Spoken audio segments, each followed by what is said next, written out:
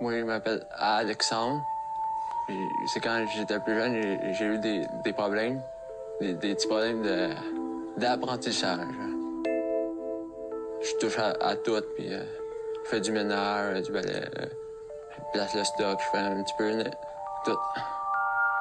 Je m'appelle Marilyn Tuot. Je suis directrice des pièces ici chez Technodiesel depuis déjà 12 ans. Donc, Technodiesel, c'est une entreprise qui est en affaires depuis déjà 36 ans. C'est un garage de réparation de camions et remorques.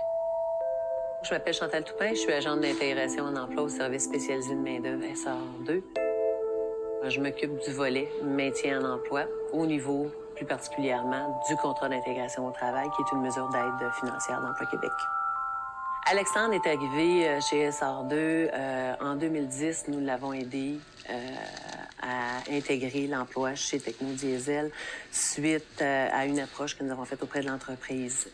On a fait des rencontres avec eux autres.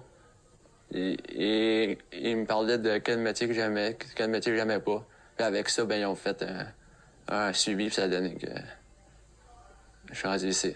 On a embauché quelqu'un avec un handicap, je dirais pour 2 raisons. La première raison, c'est l'implication sociale. Je pense que c'est important pour une entreprise d'avoir à donner un support à des gens qui peuvent travailler, mais qui ont peut-être pas toutes les mêmes qualités d'un employé à temps plein ici.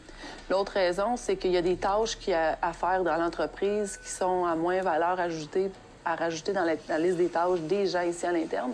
Et puis, on trouvait ça intéressant de les faire par quelqu'un d'autre que pour lui, c'est une tâche qui est à la hauteur de ce qu'il est capable de faire.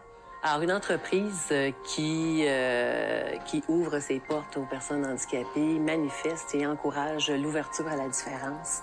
Une personne handicapée au milieu de travail, c'est des travailleurs exceptionnels qui ont des qualités donc de ponctualité, d'assiduité, sont dévoués.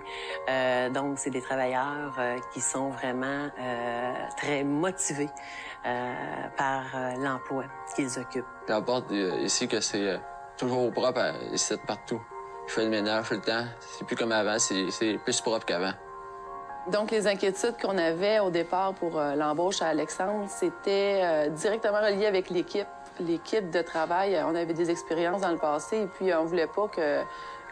on souhaitait pas que ça retombe dans le même un cercle vicieux de moquerie ou un côté désagréable autant pour l'employé que pour notre équipe ici. Donc, c'était la réticence principale. Alors souvent, il y a des milieux de travail qui disent, bon, regarde, nous, on n'a pas nécessairement la place pour intégrer, c'est pas nécessairement, le milieu n'est pas nécessairement adapté pour recevoir une personne handicapée. Mais dans le fond, avec nos services, avec notre support, on peut trouver une solution justement pour pouvoir intégrer et maintenir une personne dans un milieu sans que ça affecte les droits, dans le fond, des autres travailleurs. Ça serait vraiment un monde merveilleux si tout le monde pouvait comprendre que chacun a ses forces, a ses faiblesses, que tu sois handicapé ou pas, puis que chacun a sa place finalement au milieu de travail. Ça m'a apporté que j'ai pu faire de l'argent puis avoir mon permis de conduire.